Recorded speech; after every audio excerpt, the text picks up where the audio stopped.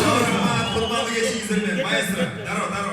Diye düşüyoruz, hiç kim oturmasın tuğanlar. Eğer de hazır sizler oturup alsanızlar, biz sana toyunuzlar var, oturup alalım. Türküzler çıkmasınızlar. Çalımızlar diye geçenler. Eğer altı deneyimlerine bizler var ki, kaç tane geçeceğiz?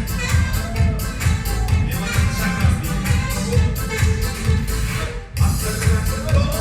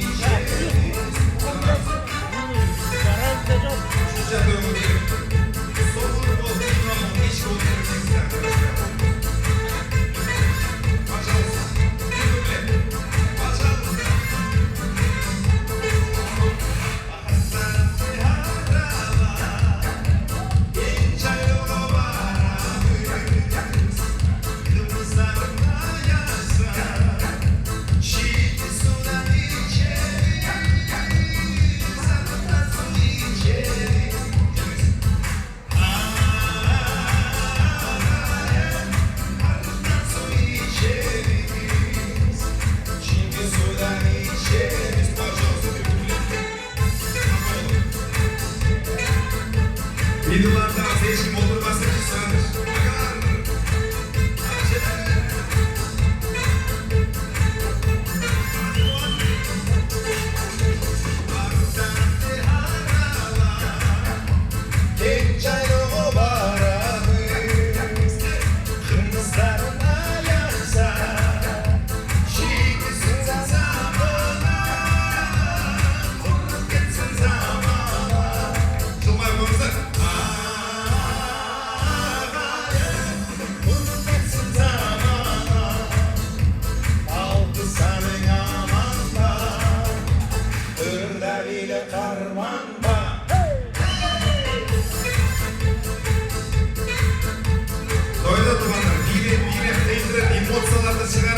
Stressi çıkarılması gerek. Bayıklı tek karantin noktasına saklasınlar bugünlerde.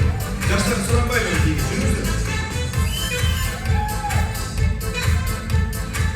Kardoğan götürüp Twitter aldınızlar.